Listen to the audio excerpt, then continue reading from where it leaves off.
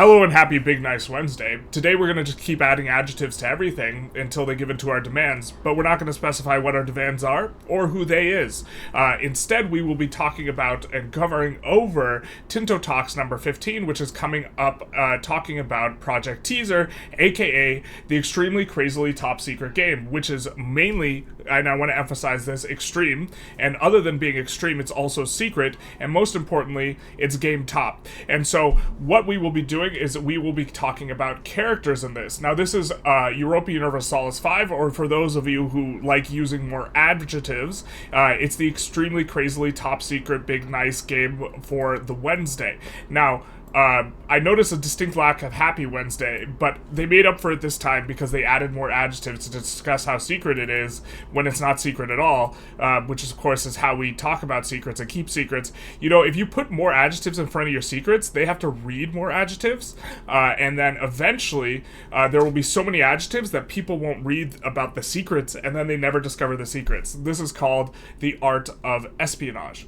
Okay, so without further ado, because there's been plenty of that, because that's what happens when you add extra adjectives, let's get into it. Before we delve into the dynamics of dynastic gameplay, we must first talk about their building blocks, the characters. And so here we are going to talk about the characters. Now, in here, I actually kind of am a little bit amused because they repeatedly say, this is not like CK, and then they describe a way in which it's kind of like CK, but it's also not like CK, so it's like, it makes sense that they do this, or Johan does this. Here's a European king with an early 18th century background. Very nice. We see this is going to be incredible for this. Oh, there's something I wanted to show at the end of the step diary. Hold the phone, pump the brakes. We're going to show that at the end. While not copying the Crusader Kings mechanics, a character in Project Caesar, aka Project Teaser, is a bit more alive than, say, EU4. A character is born, lives, and eventually dies. Every character has an administrative, military, and diplomatic attribute ranging from 0 to 100, which everyone's like, no, please, no, the mana, and Johan's here heroically to say, of course, these attributes will not add any sort of mana, but instead they will impact how well the character will perform in certain roles. One of the examples is that the diplomatic ability of the admiral affects the morale of the navy he leads. Is this only a he? Can we get a she? She pirates. Newborn characters start with 0, but that grows until they are adults, depending on what childhood trait they have. Fantastic. I'm tired of a child being born with 6 diplomacy, or like 6 administration. It's like, what? Come on, my guy. This doesn't make sense. You're a child. You have nothing but potential. When you start out with only potential and 0 actualization, and then as you get older, you lose all of your potential and you gain your actualization, and then you realize, man, you wish you had your potential back. The truth hurts. You can also assign your ruler's children and grandchildren a specific education during their childhood. And so here we see gifted child trait, big nice, which of course makes us think, hey, is this like ZK3? This is a trait that is that when on the air of the player character increases the chance of hunting accidents by 200%. Oh no! Changing ruling characters will usually gain up to 3 traits. 3 traits? Is that like 3 personality traits, just like CK3? Depending on how long they have ruled.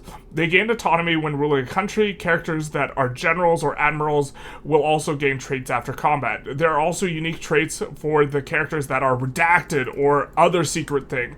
Now, why only say just secret? Why not top secret? Why not extremely crazily top secret? Why is this just the secret thing? And if this is just the secret thing, why isn't he telling us about the extremely top secret thing? Well, the reason why is it's right here. It's just hidden in the text. Oh, no, wait. No, I can't highlight it. Okay, fair enough.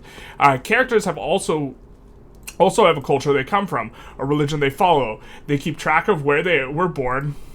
Yeah, everyone keeps track of where they were born and where they are currently living. They belong to it, like... I love how this is... Okay, so this is phrased to be that the game keeps track of it, but this is like, it's written, the character keeps track of it. They keep track of where they were born and where they are currently living. Of course, the people who write the copy for this, they're game developers. It's like, it's not that they're, like... they should be judged as game developers, not copywriters. But anyways, they are belong to an estate, which for most characters tends to be the noble's estate. Most characters. Okay. Many characters will have a father or mother as well.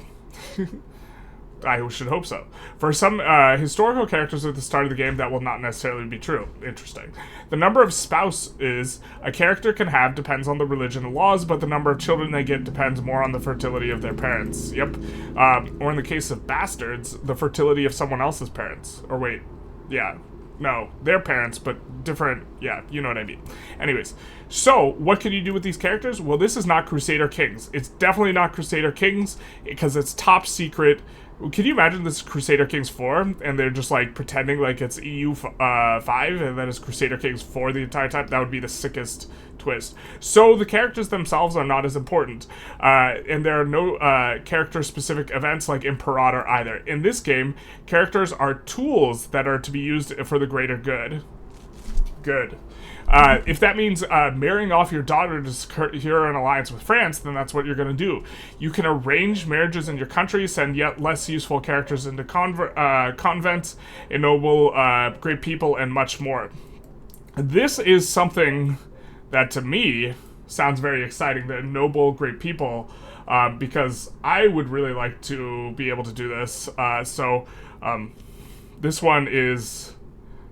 this collecting like capable people and promoting them to power has always been like something that I just like I don't know how to put this other than like I just kind of go stupid for, like your ability to like assign ministers and play around with like personalities and decide them and like this type of thing.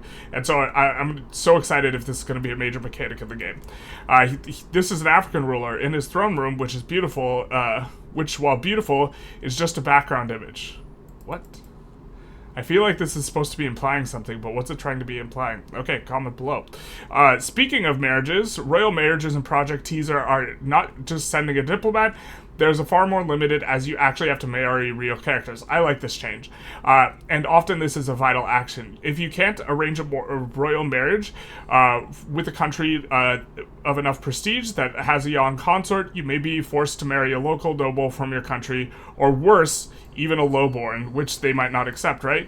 A royal marriage between two rulers will immediately form a union between those two countries. That is a significant sentence because a personal, or well, it would be significant if personal unions operated the same way that they do in EU4, but if they do, then this is going to be a great way to expand your power base. I assume there's going to be something that prevents you from doing this, or weakens that sort of relationship, or makes it harder to integrate a country that from which you have a personal union.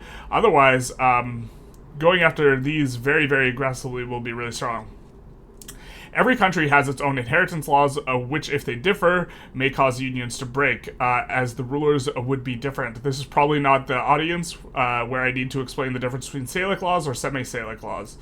I honestly don't know the difference, so maybe you do. And who was the founder of this dynasty? Oh, which dynasty is it? King Magnus. Okay, that sounds like a reference to Sweden, and we don't know. Dynasties are important as they impact diplomacy in direct and indirect ways, as some inheritance laws prefer their own dynasty, and having the same dynasty can help improve relations between countries. As in almost all previous grand strategy games, the games will keep track of who has ruled the country before, just so you can look back and admire them.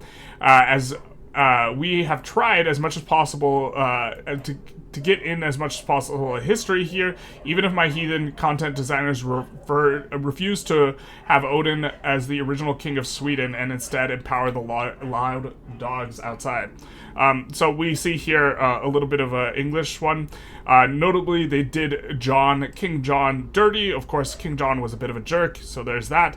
But this Lackland is unnecessary. There's only ever been one King John, and this Lackland, this is just throwing shade at John because he was forced to sign the Magna Carta. In fact, King John did such a bad job from the perspective of the royalty that they never named another kid John again. This was like the last John that was ever named John in terms of like the royals, because he did so bad, and then they called him Lackland. truth hurts.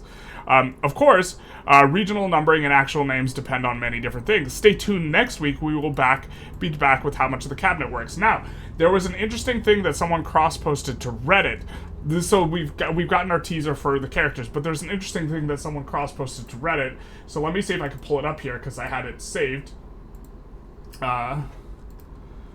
So we have here this really, really long image. But if we zoom in, there was a response here, which seems to indicate to me a very, very big hint on when the end date of this game is going to be, which I think is something that's kind of been a little bit up in the air, and so we get a little bit more confirmation in this regard.